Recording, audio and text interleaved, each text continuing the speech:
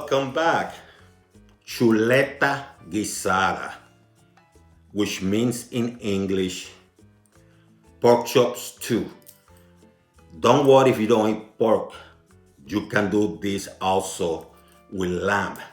Growing up in Puerto Rico, my grandmother used to make this dish. Now, in Puerto Rico, traditionally, the way that it's made is straight up to the stewing process.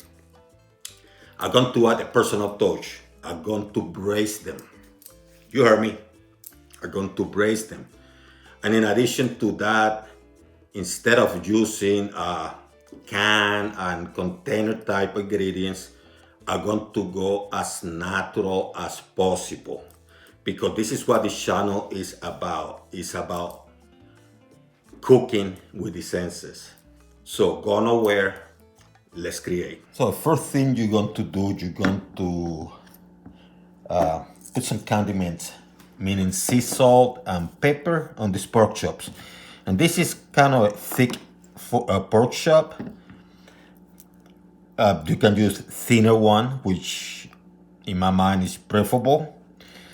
Or if you don't like pork, you can go with lamb. So let's put some salt, sea salt. I'm going to be generous. I'm going to put some pepper.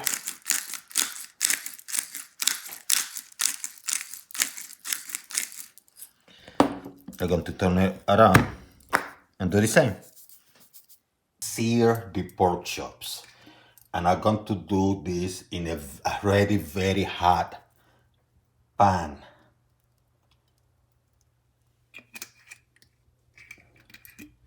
I'm going to put some extra virgin olive oil.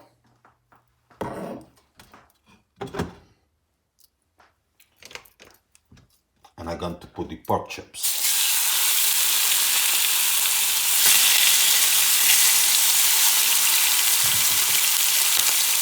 And what I do is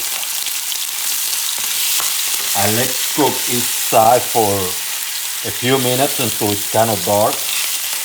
You don't want to fully cook, you just want it to have it cooked enough. I would say about maybe 2 minutes on each side. What about that? This one is thick, so that's why I'm saying 2 minutes. If they were thin, I would have done a minute each side. But I'm going to go with 2 minutes. Once again, you can do the same with lamb, but because I'm thinking about Puerto Rico, I'm going to go with the pork today. Now you're going to flip them and do the same for a couple minutes. So now you take them out because you're going to go to the next step of the process. Remember, we're braising these pork chops. So I'm going to lower the heat a little bit, just going to put in high medium for now. Or medium high.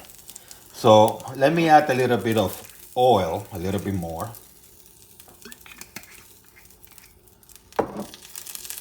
Now what you do is you add some sofrito. Now I have a video that shows you how to prepare sofrito, but also in the description portion, if you don't want to prepare sofrito, I'm going to give you some sort of replacements. In essence, it's garlic, cilantro, onions, those kind of things.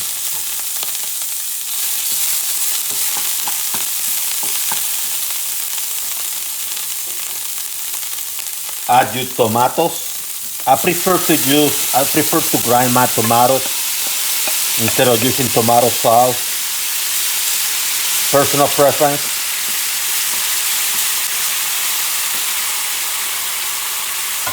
Let me turn the pan on. Move it a little bit.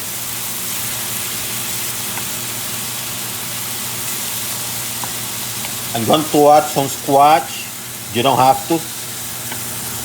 In fact, you can add a little bit of carrots, like small pieces.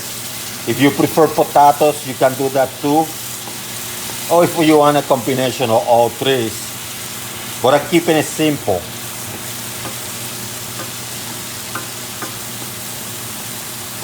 And you know what?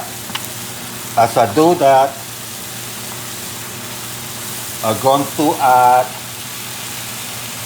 some smoked paprika. And it's about a tablespoon that I added. Sorry I'm raising my voice, I'm kind of away from the camera and I have the fan on.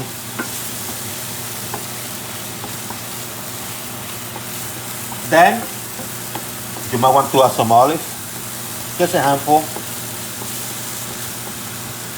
And you're going to want to add some water. Because they are chuleta guisada, you know, you have to create a sauce. This is how it looks. Let me turn the heat higher.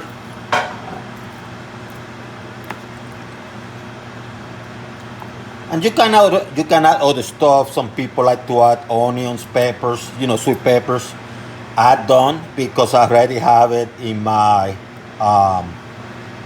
sofrito. Okay, let me turn this down, the fan. Bay leaf, half. And now I bring back the babies. Those pork chops, I'm going to bring them back. And the way I'm cooking it, you can actually put enough liquids to cover them. I don't like my stuff too liquidy. So what I'm doing is, because this is a big pan, and it's going to take more area. Instead of adding too much liquid, I just going to add it to half of the pork chop, because these are pretty thick pork chops. And then as I wash them, you know, within the first maybe 3 or so minutes, I'm going to turn them around. And this should not take a long time to cook. You just want to make sure that the inside of the pork chop are cooked, and that whatever you use, in my case, squash, it could be pumpkin. If you're using potatoes or carrots, you know, you want to make sure they're cooked. Every time I use potatoes and carrots for this kind of meals, stews, whatever, I boil them first just to get them enough cooked. That way the meat doesn't overcook. And that's when I add them. Now, something that you're going to see is that I have some cilantro here, which I'm not going to add yet. I'm going to add toward the last 3 or 4 minutes of the process. Actually, toward the last couple minutes. And I'm done using sofrito already, and sofrito has cilantro. The reason I'm going to do that is because I want to add that last touch, what I call the earthy flavor, the earthy smell. So this is about cooking with the senses, you know what I mean? That's how I call my channel, cooking with the senses. So you let it cook for a little bit, you know. You don't have to be here the entire time. In fact, you can start cooking other stuff, which is what I'm going to do. When things start boiling or simmering, you just turn the heat down to medium. Kind of slow the cooking process a little bit. I'm also cooking some tostones or fried green plantains, but I do have a video, a very short video, in fact, that I'm going to post in my description for you to follow, less than 3 minutes long. So I cook this medium heat for about maybe 4 to 5 minutes each side. Looking pretty good. Yep. I already added some of the fresh cilantro to give it that earthy flavor. Going to let it cook for another minute. And that's it.